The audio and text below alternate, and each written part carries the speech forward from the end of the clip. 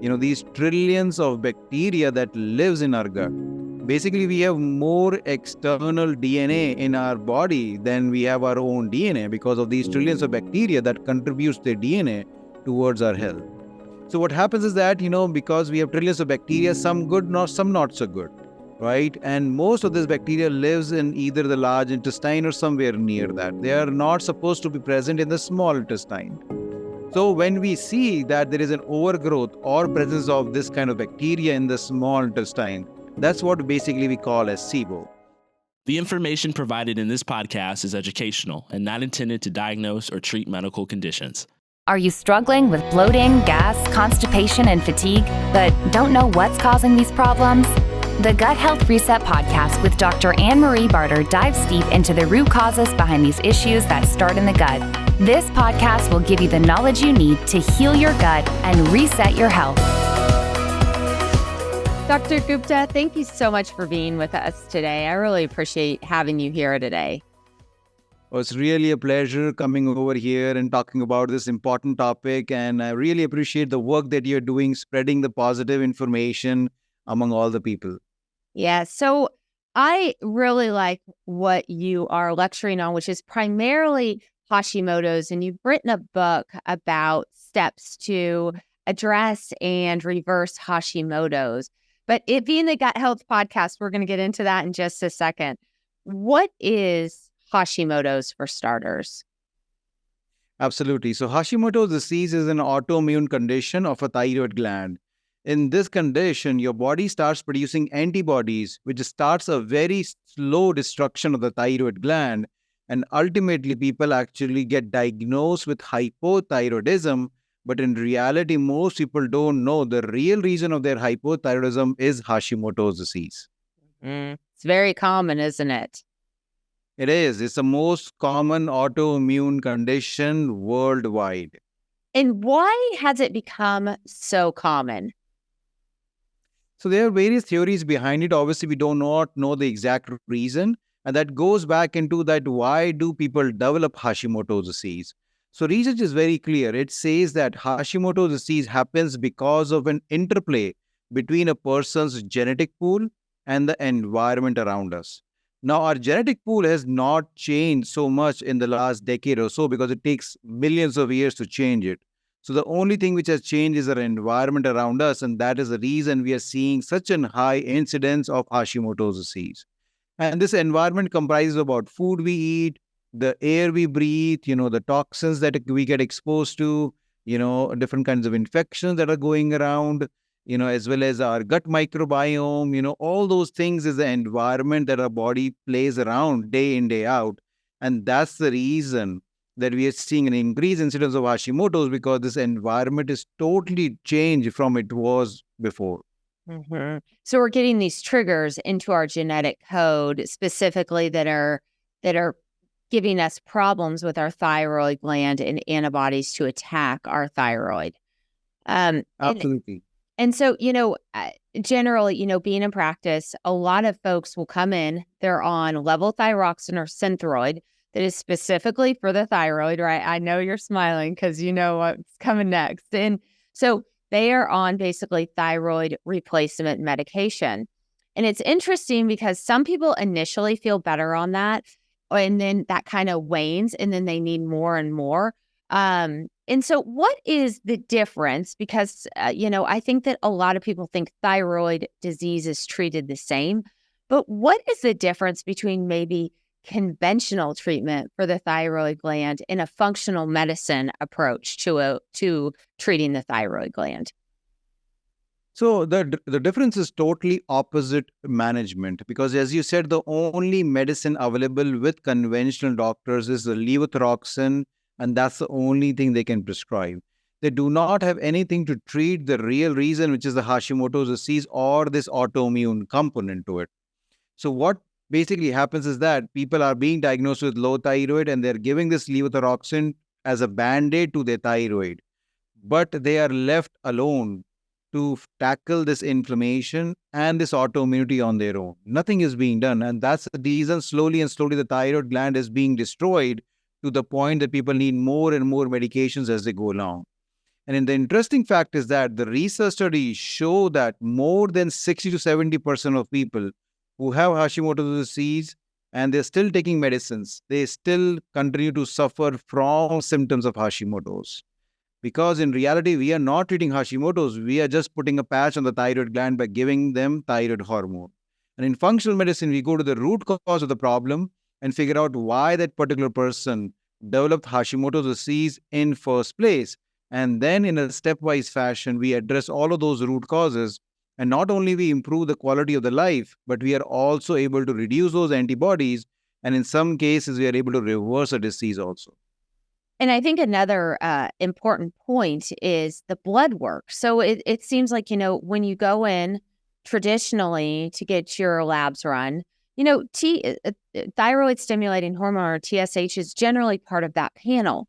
But you're not seeing a lot of additional tests run. Sometimes you see free T3 run or T4, but for the most part, it might be those three or just TSH.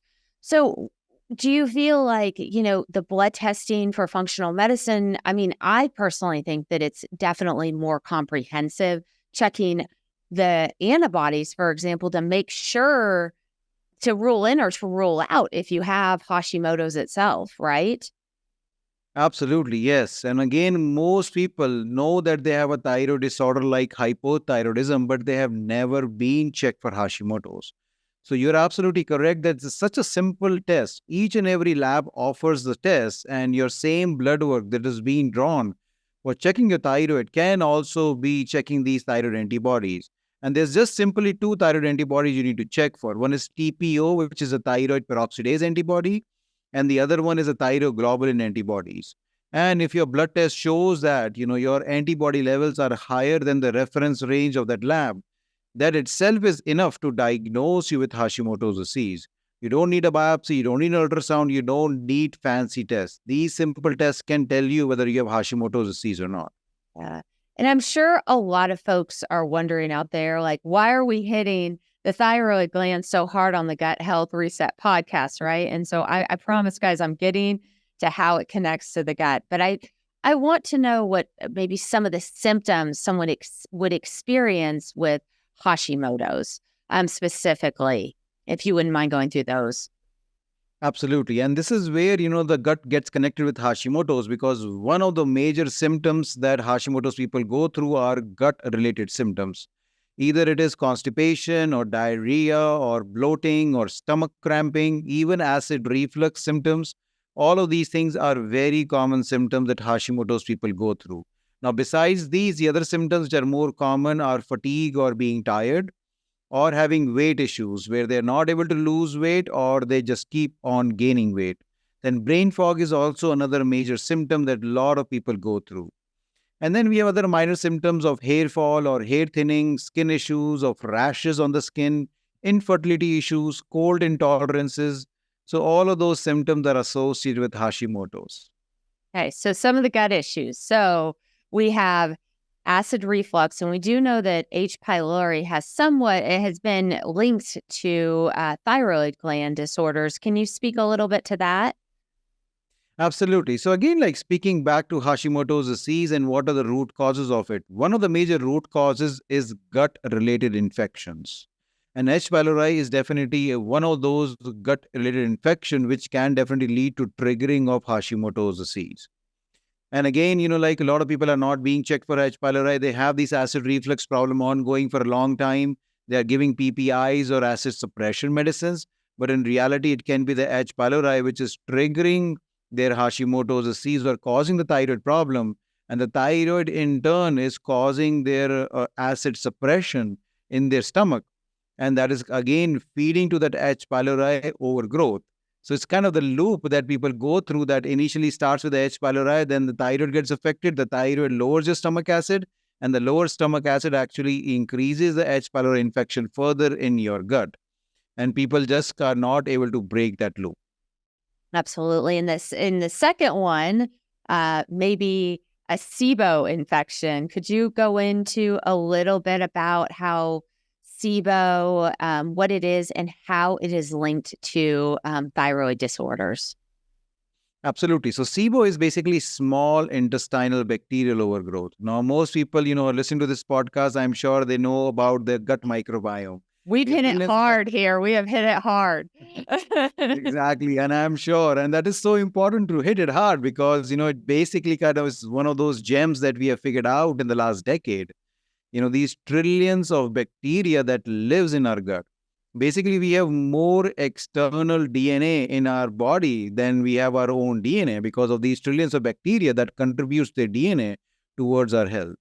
So what happens is that, because we have trillions of bacteria, some good, some not so good, right? And most of this bacteria lives in either the large intestine or somewhere near that. They are not supposed to be present in the small intestine.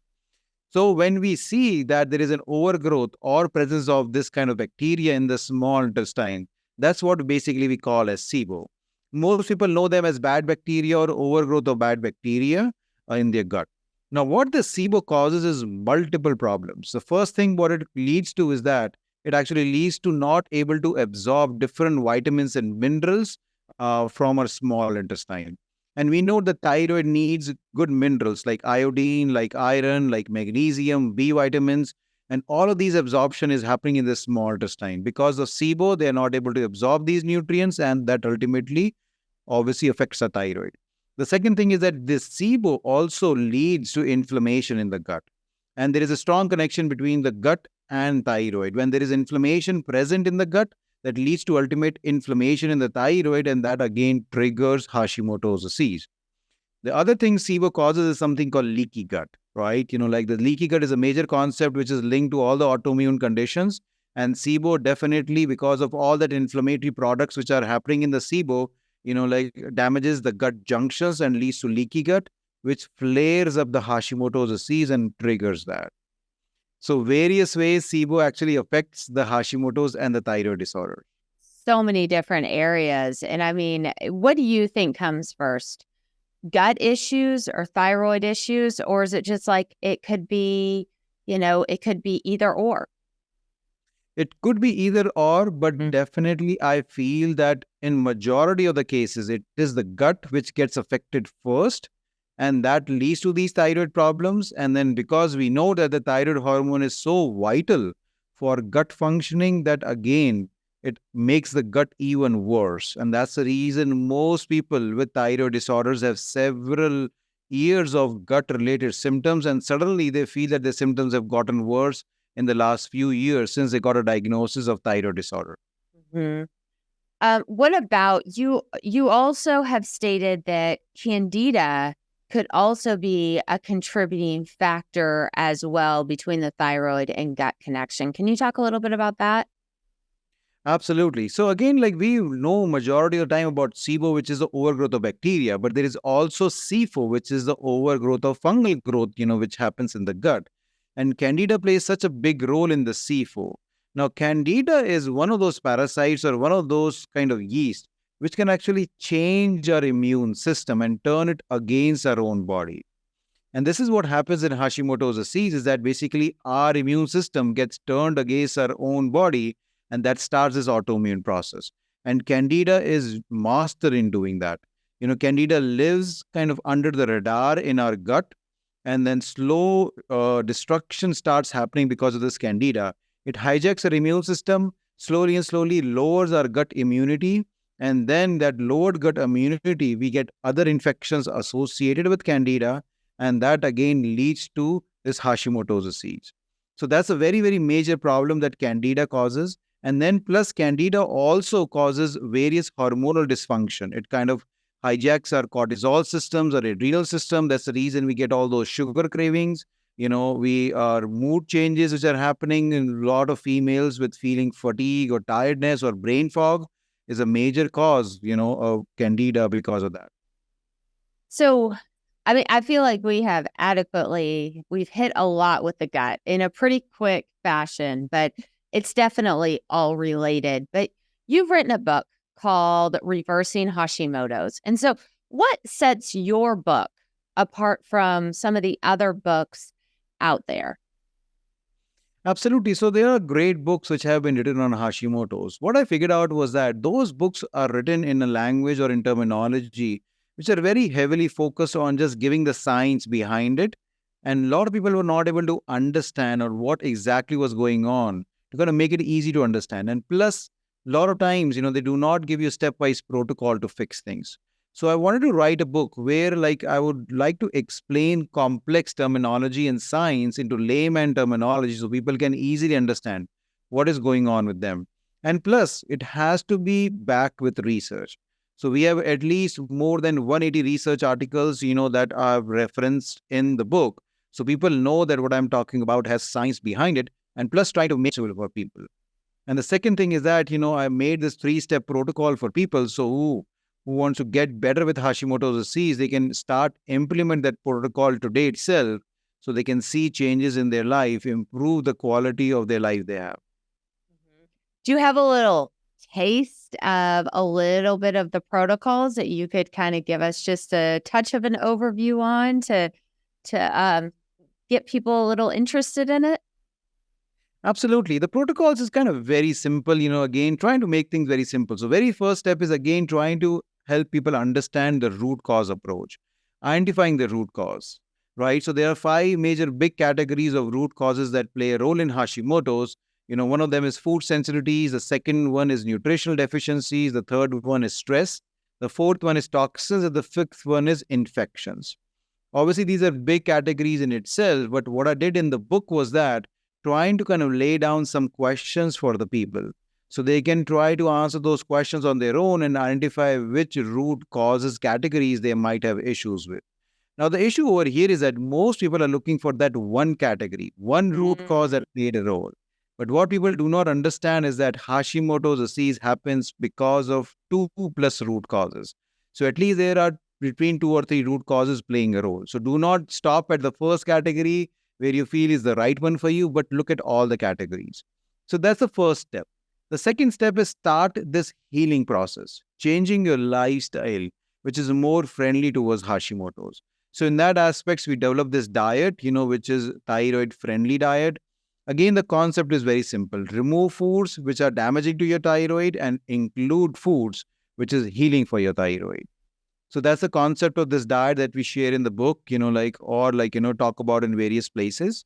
And then including certain supplements, which again have shown in research studies that will be healing for Hashimoto's disease, like selenium, zinc, vitamin D, magnesium, all of those things. So that's the very second step.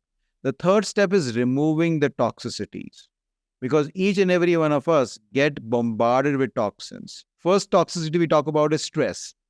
Stress kind of, basically hijacks the whole thyroid system. And that is one of the major reasons a lot of people get Hashimoto's disease. So working on that stress is very important. The second of all is removing the toxicities, which are real, like heavy metals, mold toxins, or other environmental toxins. Again, I do not propose in the book of going on a full-blown detox protocol, because for that, you need a practitioner to develop the proper detox protocol for you. What I want to talk about is what we call as toxin-free lifestyle. How you can lower the toxins, how we can find the toxins in our immediate environment that you can get rid of is very important.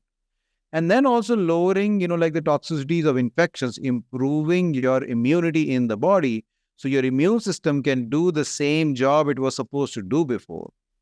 So that's the third step.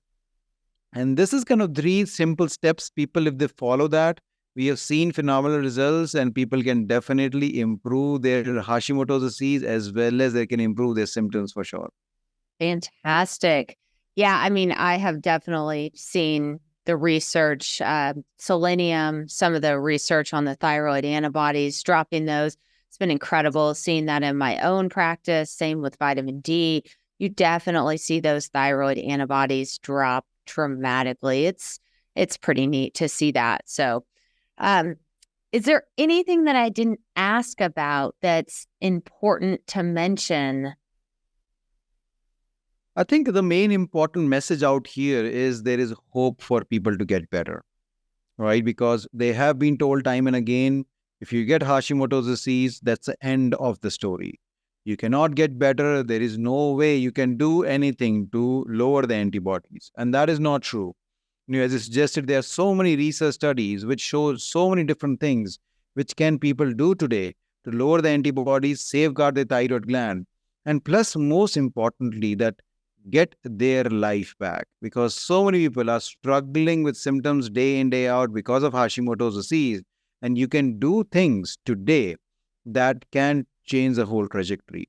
And it doesn't have to be very long protocols, just changing your diet, just changing your stress management, doing, like exercising, sleeping better. Those things are phenomenal.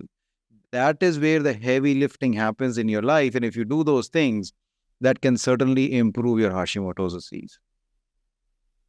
Fantastic. So, where can people find your book, Reversing Hashimoto's, and find you if they would like to get in touch with you? So the book is available on Amazon. So that's the best place to order that. It's available on Kindle if people like to kind of read on the digital platform. To find me, we do share a lot of great information in all different formats because people learn in all different ways. So we have an active blog. I write research-based blog on my website. So my website is anshulguptamd.com. People who want to read on the blogs, they can go over there. We have a very active YouTube channel, which is, again, the handle is Anshul Gupta MD. And again, we are sharing a lot of great information about, again, what people can do today naturally to help improve their thyroid and Hashimoto's. Same thing on Instagram. Also, we are there with Anshul Gupta MD handle. If people want to follow us over there, we share information over there too. Well, fantastic. Thank you so much for being here and sharing such wonderful knowledge and just walking us through Hashimoto's. Absolutely. It was a great pleasure over here. Thank you so much for having me.